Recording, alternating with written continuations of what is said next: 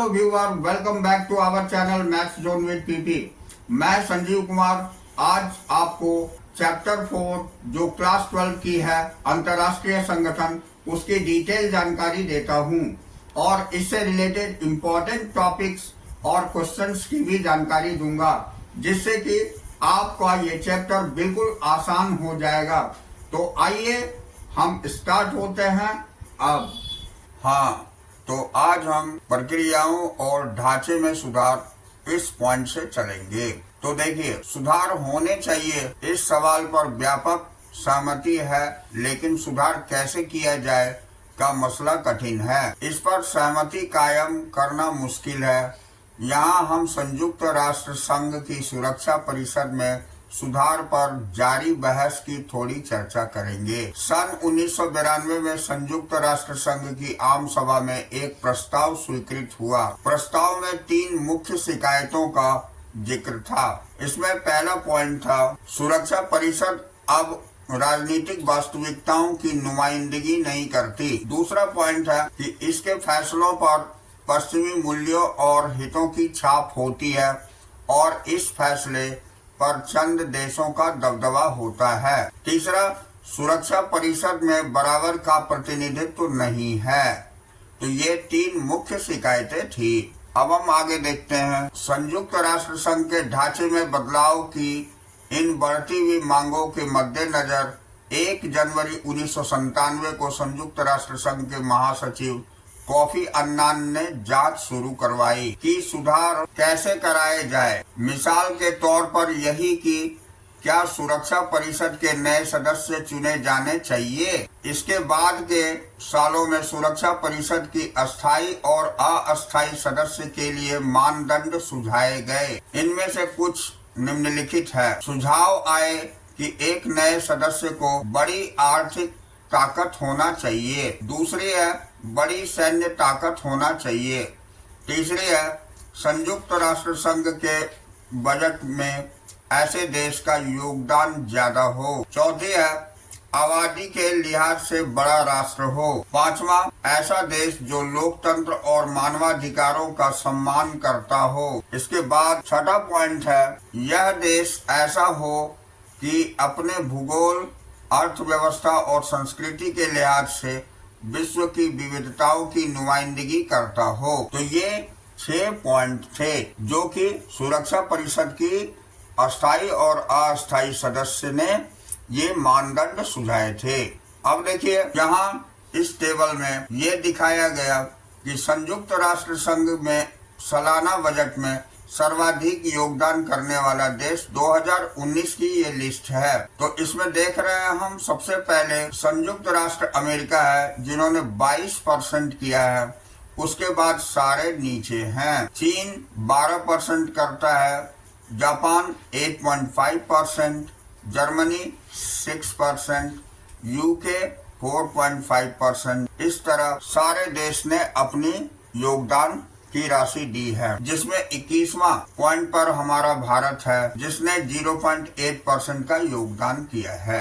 तो आइए अब हम इसे आगे देखते हैं। तो स्पष्ट है कि इन मानदंडों में से हर एक की कुछ न कुछ वैधता है। सरकारें अपने अपने हित और महत्वाकांक्षाओं के लिहाज से कुछ कसौटियों को फायदेमंद तो कुछ को नुकसानदेह मानती है। भले ही कोई देश सुरक्षा परिषद की सदस्यता के लिए इच्छुक न हो, वह फिर भी बता सकता है कि इन कसौटियों में दिक्कत है। सुरक्षा परिषद की सदस्यता के लिए किसी देश की अर्थव्यवस्था कितनी बड़ी होनी चाहिए, अथवा उसके पास कितनी बड़ी सैन्य ताकत होनी चाहिए। कोई राष्ट्र संयुक्त राष्ट्र संघ के बजट में कितना योगदान करे कि सुरक्षा परिषद की सदस्यता हासिल हो सके। कोई देश विश्व में बड़ी भूमिका निभाने की कोशिश कर रहा हो तो उसकी बड़ी जनसंख्या इसमें बाधक है या सहायक। अगर लोकतंत्र और मानवाधिकार के प्रति सम्मान की ही कसौटी हो, इस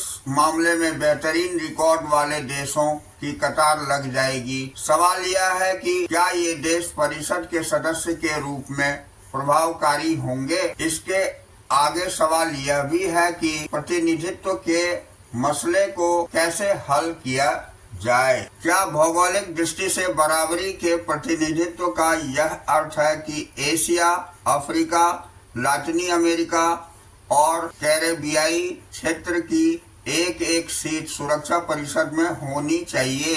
एक प्रश्न यह भी है कि क्या महादेशों के बजाय क्षेत्र और उपक्षेत्र को प्रतिनिधित्व का आधार बनाया जाए। प्रतिनिधित्व का मसला भूगोल के आधार पर क्यों हल किया जाए। आर्थिक विकास को आधार मानकर यह मसला क्यों नहीं हल किया जाए। अगर आर्थिक विकास को आधार माने तब भी कठिनाई है। विकासशील देश विकास की अलग अलग सीढ़ियों पर खड़े हैं। फिर संस्कृति का क्या करें। क्या विभिन्न संस्कृतियों या सभ्यताओं को ज्यादा संतुलित ढंग से प्रतिनिधित्व दिया जाए।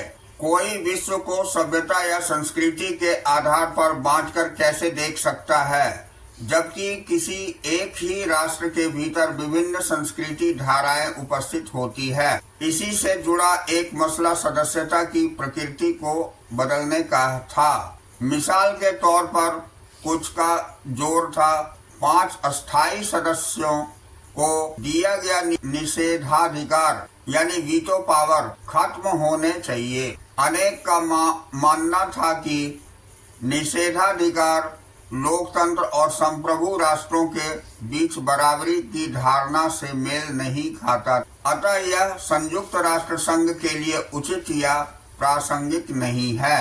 अब सुरक्षा परिषद में 5 अस्थायी और 10 अस्थायी सदस्य हैं। दूसरे विश्व युद्ध के बाद दुनिया में स्थिरता कायम करने के लिए संयुक्त राष्ट्र संघ के घोषणा पत्र में 5 अस्थायी सदस्यों को विशेष हैसियत दी गई। 5 अस्थायी सदस्यों को मुख्य फायदा था कि संयुक्त परिषद में उनकी सदस्यता अस्थायी होगी और उन्हें वीटो का अधिकार होगा। अस्थायी सदस्य 2 वर्षों के लिए चुने जाते हैं और इस अवधि के बाद उनकी जगह नए सदस्यों का चयन होता है। दोनों साल की अवधि अब अस्थायी सदस्य रहने के तत्काल बाद किसी देश को फिर से इस पद के लिए नहीं चुना जा सकता।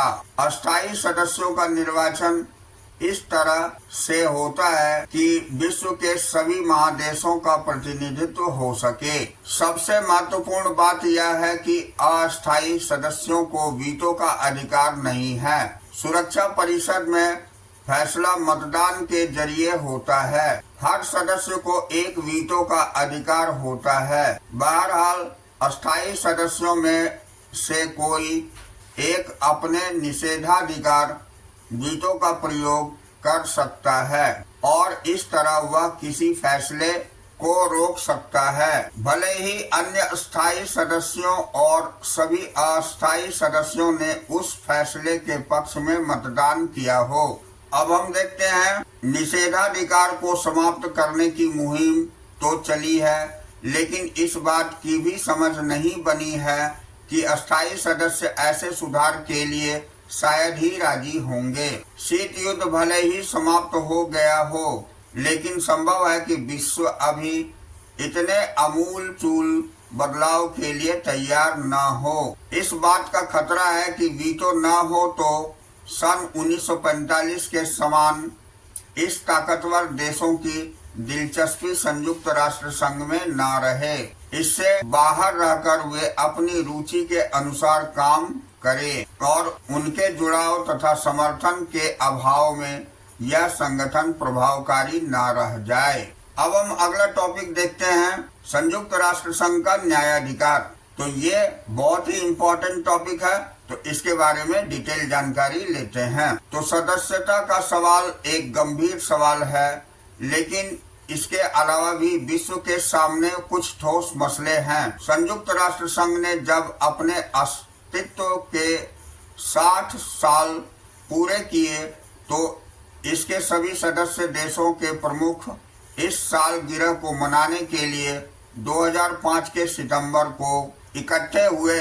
इस अवसर पर मौजूदा स्थितियों की समीक्षा हुई इस बैठक में शामिल नेताओं ने बदलते हुए परिवेश में संयुक्त राष्ट्र संघ को ज्यादा प्रासंगिक बनाने के लिए निम्नलिखित कदम उठाने का फैसला किया। तो वो कदम थे, पहला था शांति संस्थापक आयोग का गठन। दूसरा था, यदि कोई राष्ट्र अपने नागरिकों को अत्याचारों से बचाने में असफल हो जाए तो विश्व बिरादरी इसका उत्तरदायित्व ले, इस बात की स्वीकृति।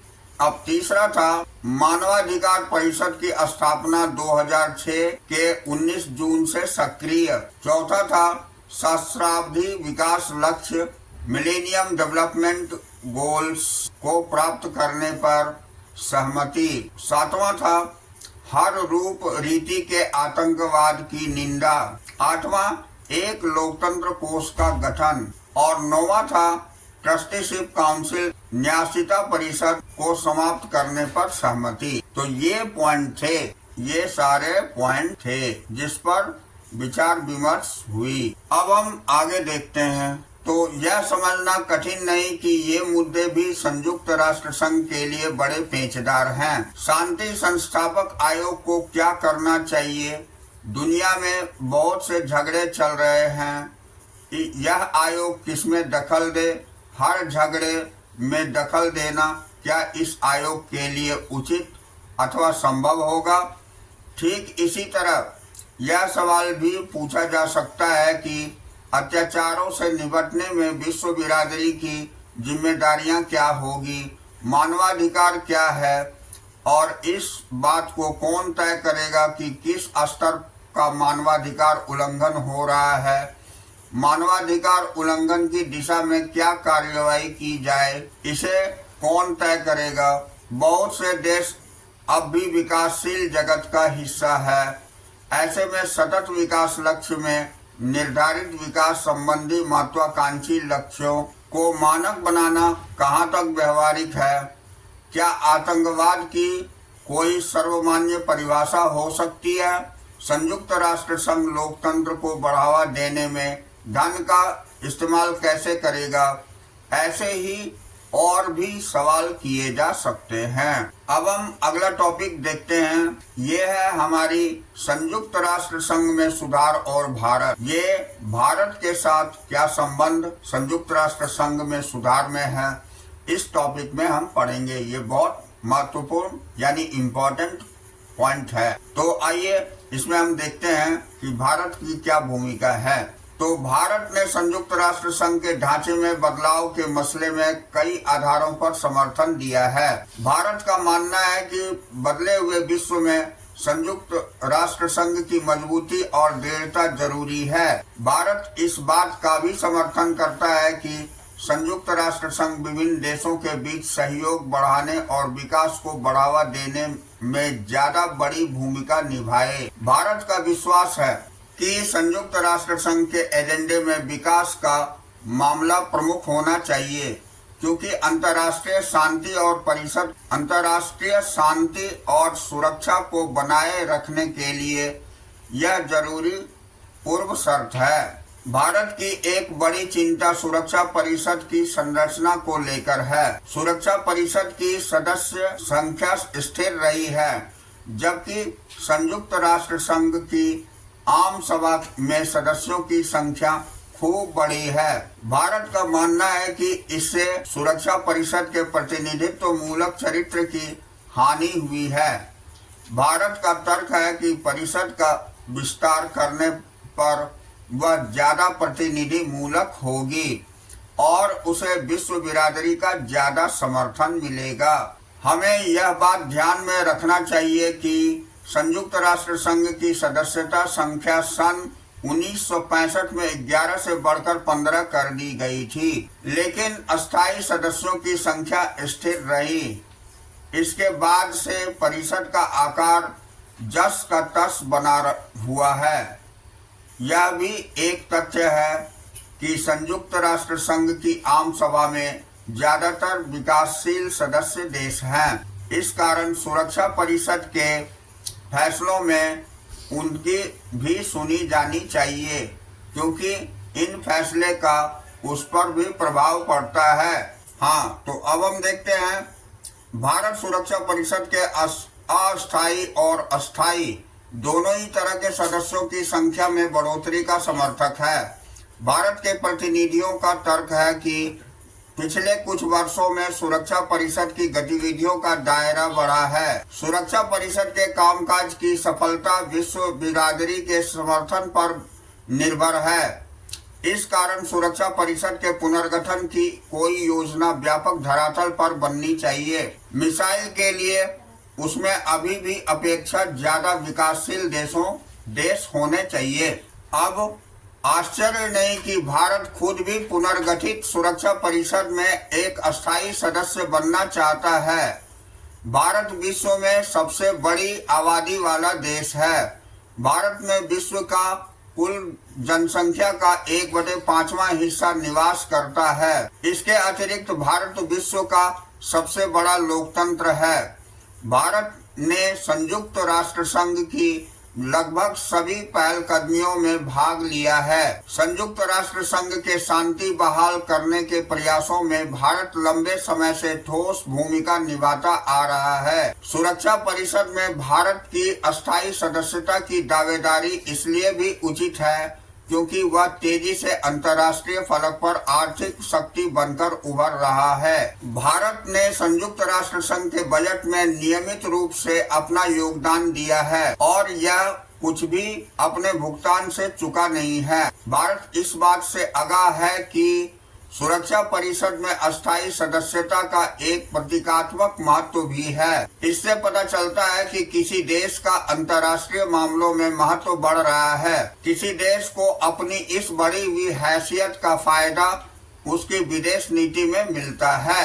अगर आपकी साख एक ताकतवर देश के रूप में है तो आपका प्रभाव ज्यादा होगा। भारत चाहता है कि वह संयुक्त राष्ट्र संघ की सुरक्षा परिषद में निषेधाधिकार संपन्न वीटोधारी सदस्य बने, लेकिन कुछ देश सुरक्षा परिषद में भारत को अस्थायी सदस्य बनने का विरोध करते हैं। सिर्फ पड़ोसी पाकिस्तान ही नहीं जिसके साथ भारत के संबंध दिक्कत तलब रहे हैं, बल्कि कुछ और देश भी चाहते हैं कि भारत को सुरक्षा परिषद में वीटोधारी अस्थायी सदस्य के रूप में शामिल न किया जाए। मिसाल के लिए कुछ देश भारत के परमाणु हथियारों को लेकर चिंतित हैं और कुछ और देश का मानना है कि पाकिस्तान के साथ संबंधों में कठिनाई के कारण भारत अस्थायी सदस्य के रूप में अप्रभावी रहेगा। कुछ अन्य देशों का मानना है कि उभरती हुई ताकत के रूप में अन्य देशों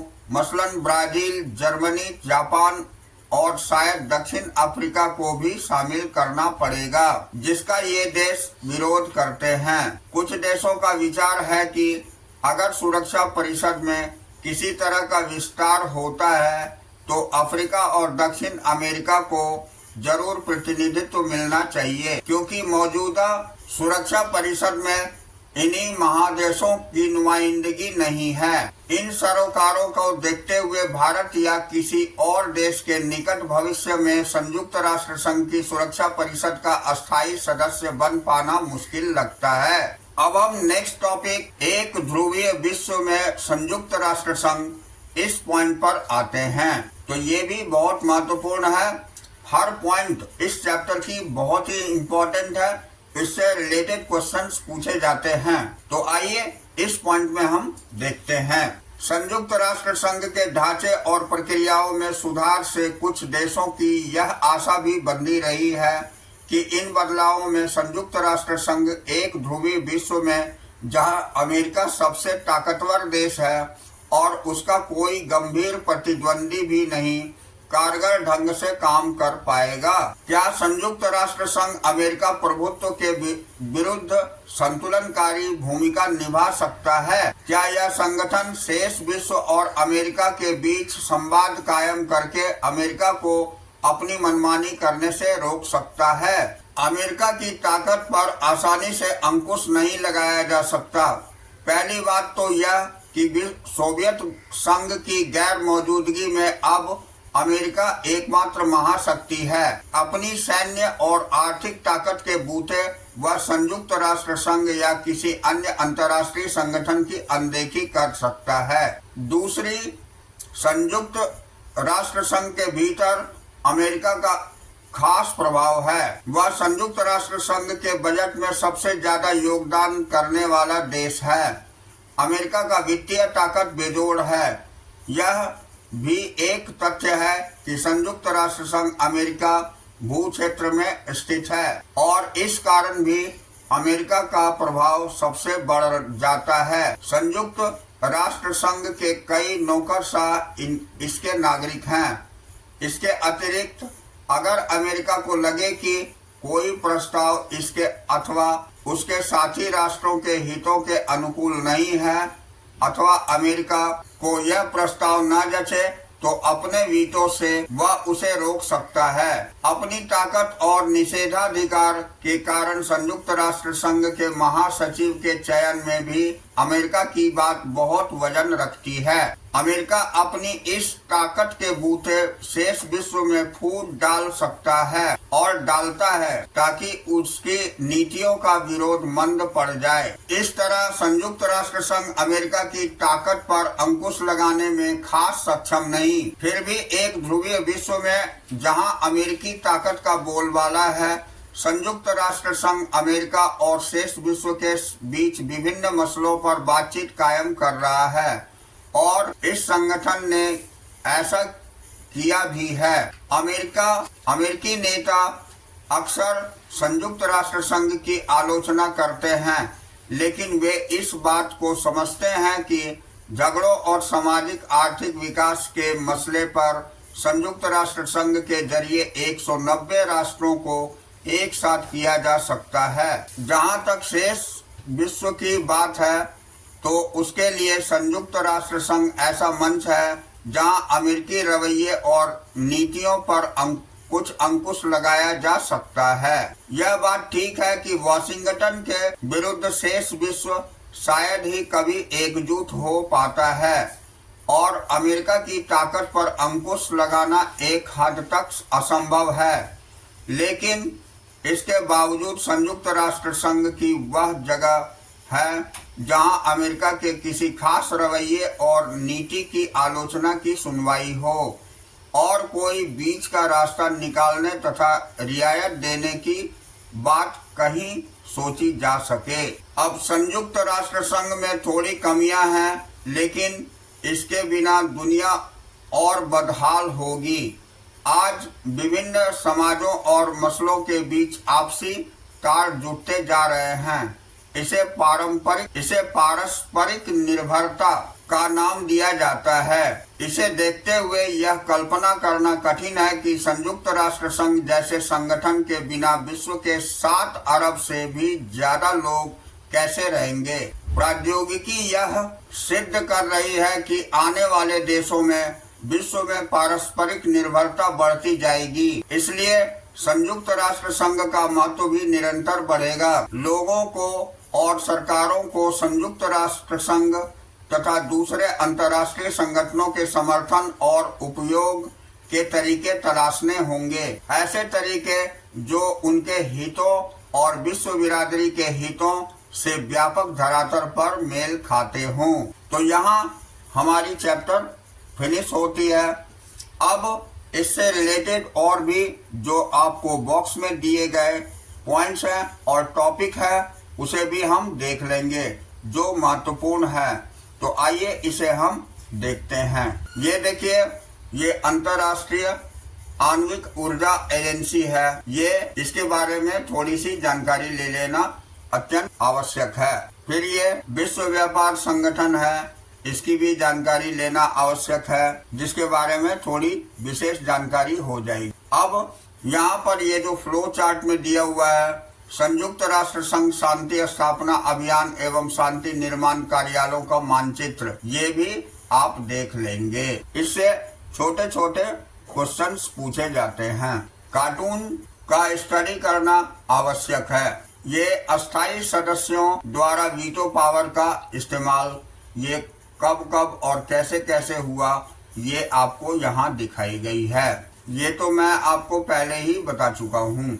यहाँ ये विश्व बैंक के बारे में भी दिया हुआ है, ये भी महत्वपूर्ण है। तो आज हम लोग यहाँ से चले थे, तो इसके अंतर्गत जो बचे हुए पॉइंट्स थे वो भी हमने बताए। तो आज की क्लास हम यहीं ओवर करते हैं। That's all for today.